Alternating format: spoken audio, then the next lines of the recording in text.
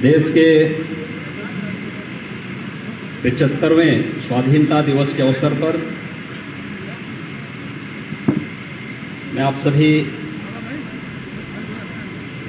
प्रदेशवासियों को हृदय से बधाई देता हूं। ये हम सबका सौभाग्य है कि देश की स्वाधीनता के अमृत महोत्सव वर्ष का हम सबको साक्षी बनने का अवसर प्राप्त हो रहा है। 1947 में पराधीनता के खिलाफ एक लंबी लड़ाई के बाद देश अनगिनत बलिदानों के कारण स्वतंत्र हुआ था। देश की स्वाधीनता की क्या कीमत होती है कि देश के अंदर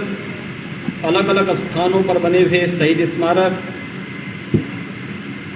स्वाधीनता आंदोलन से जुड़े हुए वे सभी स्मारक इस बात के जीवंत गवाह हैं। जो आधुनिक भारत के एक महातीर्थ के रूप में हम सबको देश की स्वाधीनता की लड़ाई का एहसास कराते हैं। मैं इस अवसर पर 1857 से प्रारंभ हुई देश की स्वाधीनता की उस सामूहिक लड़ाई के अवसर पर इस देश ने विदेशी हुकूमत को अपनी ताकत का एहसास कराया था। कहीं झांसी में रानी लक्ष्मीबाई के नेतृत्व में, कहीं बलिया में मंगल पांडे का नेतृत्व, कहीं लखनऊ में स्वाधीनता आंदोलन के लिए मर मिटने वाले सभी क्रांतिकारी, कोई मेरठ में, कोई गोरखपुर में और देश के अलग अलग भागों में जो एक सामूहिक लड़ाई देश की स्वाधीनता के लिए आगे बढ़ी थी, उसी का प्रतिफल है कि मात्र 90 वर्षों के अंदर विदेशी हुकूमत को इस देश को छोड़ने के लिए मजबूर होना पड़ा था। आज हम सबका सौभाग्य है कि जब हम देश की स्वाधीनता के अमृत महोत्सव वर्ष में प्रवेश कर रहे हैं, तब हम देश की स्वाधीनता की इस निर्णायक लड़ाई को एक निर्णायक स्थिति में पहुंचाने वाले राष्ट्रपिता महात्मा गांधी के प्रति नमन कर सकें। लखनऊ से ही 1916 में स्वराज मेरा जन्मसिद्ध अधिकार है, हम इसे लेकर के रहेंगे का उद्घोष करने वाले लोकमान्य बाल गंगाधर तिलक का उद्घोष देश की स्वाधीनता का एक मंत्र बन गया था। नेताजी सुभाष चंद्र बोस, सरदार वल्लभ भाई पटेल, स्वातंत्र वीर सावरकर, डॉक्टर श्यामा प्रसाद मुखर्जी जैसे स्वाधीनता संग्राम के इन अमर सेनानियों ने देश की इस लड़ाई को एक नई ऊंचाइयां प्रदान की। क्रांतिकारी गतिविधियां पूरे देश के अंदर चलती रही और उत्तर प्रदेश तो इस मामले में इस निर्णायक लड़ाई का एक केंद्र बिंदु बना। जब हम देश की स्वाधीनता के अमृत महोत्सव वर्ष में प्रवेश कर रहे हैं, हमें ये नहीं विस्मृत करना चाहिए यह वर्ष चौरी चौरा के ऐतिहासिक घटना का शताब्दी वर्ष भी है। 1922 में गोरखपुर के चौरी चौरा में वहां के किसानों ने, वहां के नागरिकों ने विदेशी हुकूमत के खिलाफ एक निर्णायक लड़ाई को आगे बढ़ाया था। बलिया ने 1942 में ही अपने आप को स्वाधीन घोषित कर दिया था। मेरठ के अंदर क्रांतिकारियों ने देश की स्वाधीनता को आगे बढ़ाते हुए दिल्ली के अंदर कैसे हमें भारत के आन बान और शान के इस तिरंगे को पहनाना है, यह उद्घोष उस लड़ाई के दौरान कर दिया था। और काकोरी की घटना को कौन विस्मृत कर सकता है। इसी लखनऊ में पंडित राम प्रसाद बिस्मिल, ठाकुर रोशन सिंह, चंद्रशेखर आजाद, अस्फाउल्लाह खां, राजेंद्र प्रसाद लाहिड़ी जैसे क्रांतिकारियों ने विदेशी हुकूमत के खिलाफ जिस क्रांति का विवरण बचाया था, उसकी परिणति 15 अगस्त 1947 को देश की स्वाधीनता के रूप में हम सबको देखने को मिला। और आज हम सौभाग्यशाली हैं कि हम देश की स्वाधीनता के इस अमृत महोत्सव के अवसर पर देश के यशस्वी प्रधानमंत्री के नेतृत्व में एक नए भारत, एक श्रेष्ठ भारत की परिकल्पना को साकार होते हुए देख रहे हैं। मैं इस अवसर पर देश की स्वाधीनता के लिए उन सभी अमर सेनानियों को कोटि कोटि नमन करते हुए विनम्र श्रद्धांजलि अर्पित करता हूं। देश की स्वाधीनता के बाद देश के बाह्य और आंतरिक सुरक्षा को सुदृढ़ बनाए रखने, भारत के नागरिकों को एक सुरक्षित माहौल प्रदान करने वाले भारत के सभी वीर जवानों को, जिन्होंने देश के अंदर विभिन्न युद्धों में अपने आप को बलिदान किया, आंतरिक सुरक्षा की स्थिति को सुदृढ़ बनाए रखने के लिए जिन्होंने अपनी आहुति दी, उन सभी जवानों को भी मैं इस अवसर पर विनम्र श्रद्धांजलि अर्पित करता हूं। भाइयों बहनों, देश जब अपना अमृत महोत्सव का इस कार्यक्रम को आयोजित कर रहा है तो देश की सबसे बड़ी आबादी के इस राज्य से इस देश की कुछ अपेक्षाएं होंगी। उन अपेक्षाओं पर खरा उतरना ही भारत के स्वाधीनता संग्राम सेनानियों, भारत के उन वीर जवानों जिन्होंने देश की स्वाधीनता के लिए,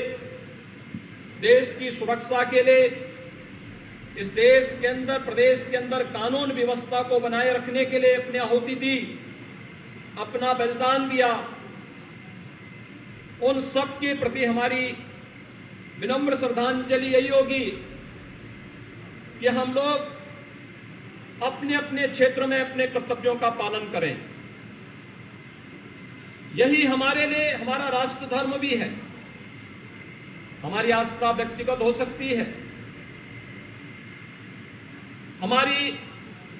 अपनी पूजा पद्धति विशिष्ट हो सकती है, लेकिन जब हम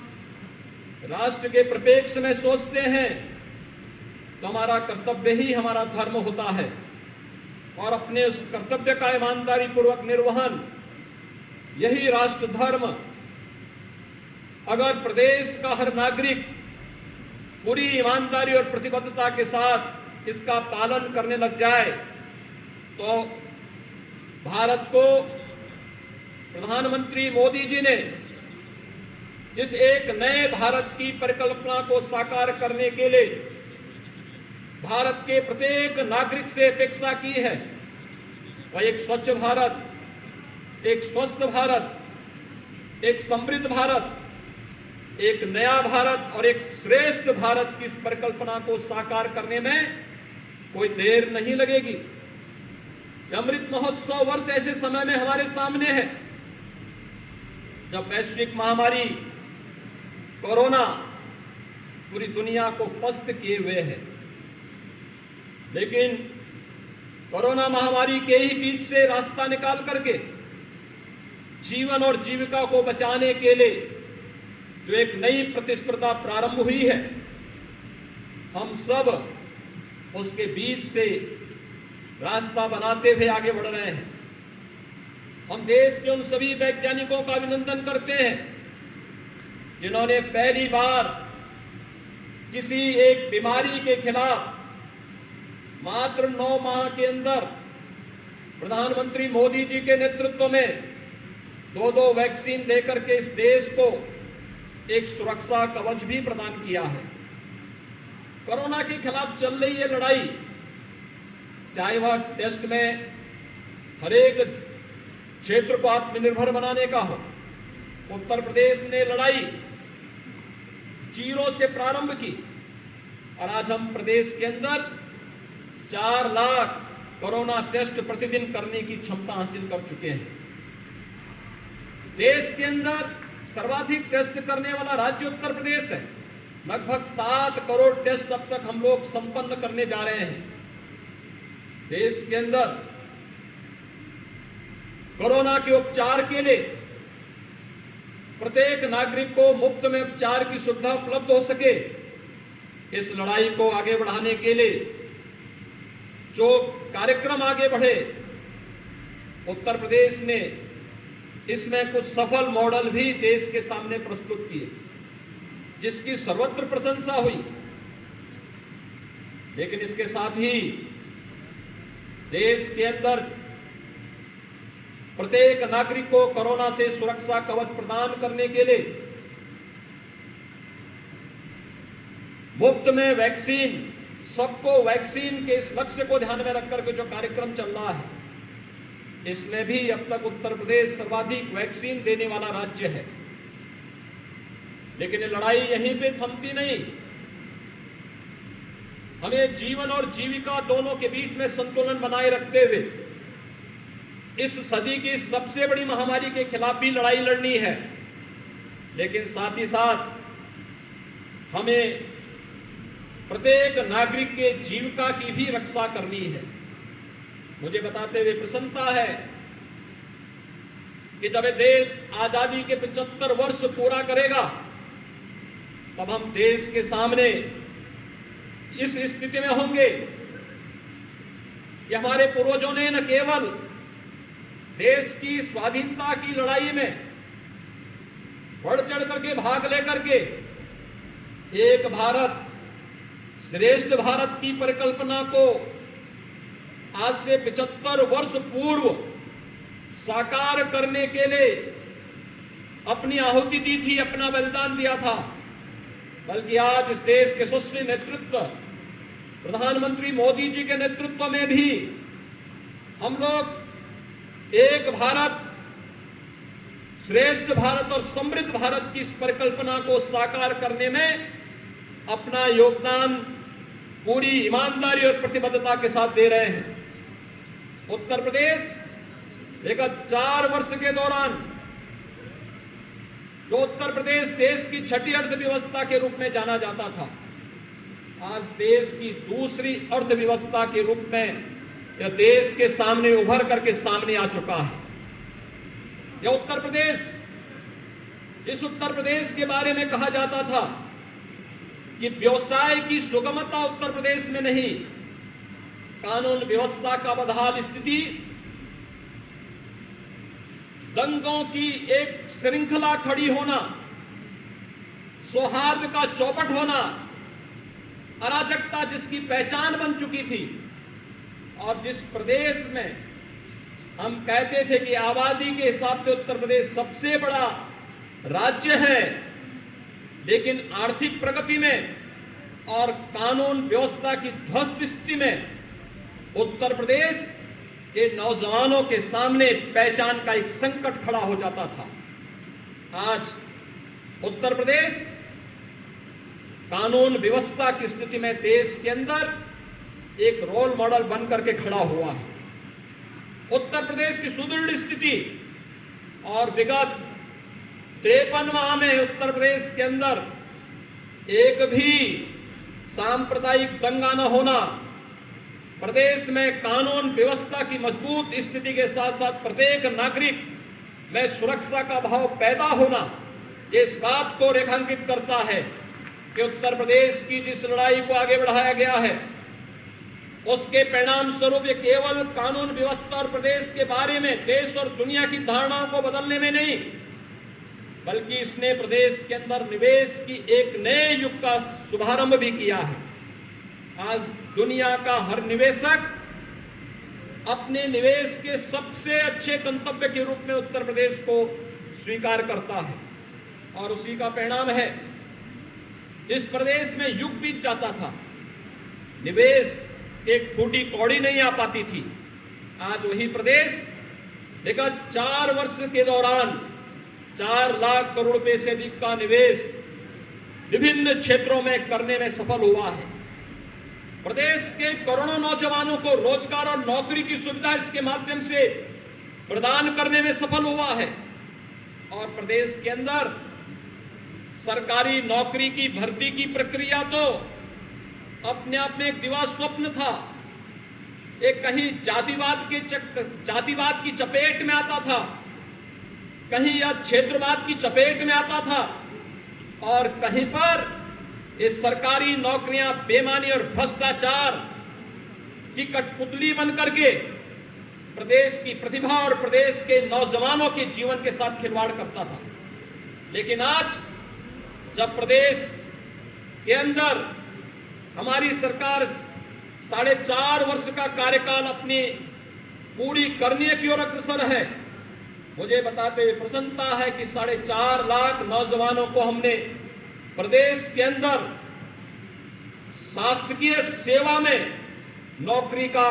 अवसर भी पूरी पारदर्शी और ईमानदारी के साथ प्रदान किया है। प्रदेश के अंदर ईज ऑफ लिविंग के उस लक्ष्य को प्राप्त करने की दिशा में भी बेहतर प्रयास हुए हैं। ईज ऑफ डूइंग बिजनेस के बारे में हम सब सुनते आए थे। उत्तर प्रदेश पहले कहां था? 14वें नंबर पर था। आज जब व्यवसाय की सुगमता की बात होती है, ईज ऑफ डूइंग बिजनेस की बात होती है, उत्तर प्रदेश देश के अंदर अपनी रैंकिंग को सबसे अच्छी सुधार करते हुए दूसरे नंबर पर उत्तर प्रदेश आया है। इसी प्रकार की स्थिति देश के अंदर ईज ऑफ लिविंग में कोई भी ऐसी कल्याणकारी और गरीब कल्याणकारी योजनाएं जिसके माध्यम से उस प्रदेश के नागरिकों को हम एक नई राह दिखा सकें, जीवन की एक नई राह दिखा सकें, उसमें उत्तर प्रदेश की स्थिति पहले कहां थी? प्रधानमंत्री आवास योजना में 2016 तक उत्तर प्रदेश का 23वां स्थान था। आज देश के अंदर प्रधानमंत्री आवास उपलब्ध कराने में उत्तर प्रदेश देश के अंदर नंबर 1 स्थान पर है। 40 लाख लोगों को हम लोगों ने एक आवास उपलब्ध करवाया है। स्वच्छ भारत मिशन में उत्तर प्रदेश 27वें स्थान पर था। जब 2017 में मुझे प्रदेश की बागडोर सौंपी गई तो राष्ट्रपति जी से भेंट के दौरान उन्होंने इस बारे में कहा। उस समय देश के अंदर शहरी विकास मंत्रालय का दायित्व वह निर्वहन कर रहे थे। जब मेरी उनसे मुलाकात होती है तो उन्होंने मुझे एक ही बात कही।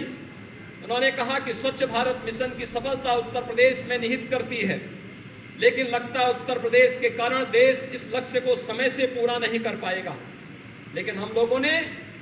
प्रदेश के अंदर शासन स्तर पर, प्रशासन स्तर पर स्वच्छाग्रहियों ने, जनप्रतिनिधियों ने मिलकर के जो प्रयास सामूहिक रूप से आगे बढ़ाया, उसका परिणाम है कि 2,61,00,000 लोगों को एक एक इज्जत घर देने और देश के अंदर स्वच्छ भारत मिशन के लक्ष्य को समय से पूर्व प्राप्त करने में जो भूमिका उत्तर प्रदेश ने निर्वहन किया, उसका परिणाम है कि उत्तर प्रदेश ही नहीं बल्कि देश ने इसकी सराहना हुई और उत्तर प्रदेश के कारण स्वच्छ भारत मिशन के अंदर न केवल हम लोगों ने प्रत्येक गरीब परिवार को एक एक शौचालय उपलब्ध कराया, बल्कि नारी गरिमा की रक्षा के साथ ही आम नागरिक के स्वास्थ्य को भी आगे बढ़ाने में मदद मिली। अब आप सबको स्वाधीनता दिवस की बधाई देते हुए अपनी शुभकामनाएं देता हूं कि अमृत महोत्सव वर्ष हम सबको एक नए उत्तर प्रदेश के रूप में देश को आगे बढ़ाने की एक नई शक्ति प्रदान करें। आप सबका जीवन मंगलमय हो, इस विश्वास के साथ हम सब देश की आजादी के लिए अपनी प्राणों की आहुति देने वाले और महान क्रांतिकारियों पंडित राम प्रसाद बिस्मिल, ठाकुर रोशन सिंह, चंद्रशेखर आजाद, सरदार भगत सिंह और अस्फाउल्लाह खां जैसे उन सभी महान क्रांतिकारियों के सपनों को साकार करने के लिए हम सब पूरी ईमानदारी के साथ कार्य कर सकें। इस विश्वास के साथ अमृत महोत्सव वर्ष पर आप सबका अभिनंदन करते हुए आपको बधाई देता हूं, शुभकामनाएं देता हूं। जय हिंद।